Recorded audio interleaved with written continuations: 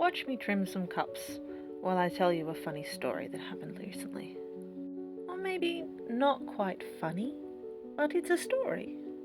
A short while ago, I had a stall at an event, and the idea was a few hours of selling, followed by a few hours of interesting lectures. Well, I arrived in the morning and was told that they're not quite ready for us to set up yet, and that we should wait outside.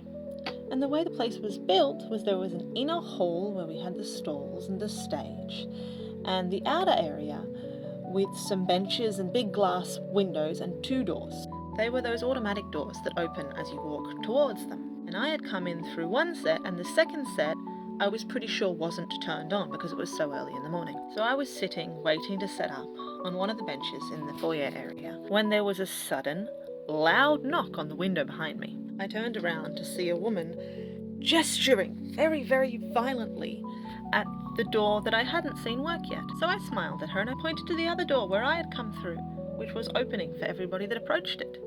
And she gestured again to the other door.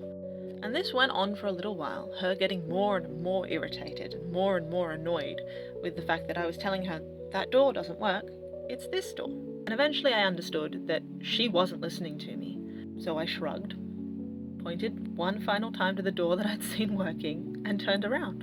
Because if there's one thing I've learnt in life, it's that you can't help those who don't want to be helped. Now she finally seemed to get the point, and went through the working door, which meant she had to walk past my bench in order to get into the hall area. And as she walked past me, she hissed, loud enough that the guy on the other side of the foyer heard too. "You could have opened the door for me." And she marched on in. This woman ended up being one of the speakers. In fact, she ended up being the main speaker. And guess what she was speaking on? Emotional resilience. Emotional resilience, and how if you're good to yourself and practice self-care, you'll be able to react to the world in a kinder way. So, talk about hypocrisy, right?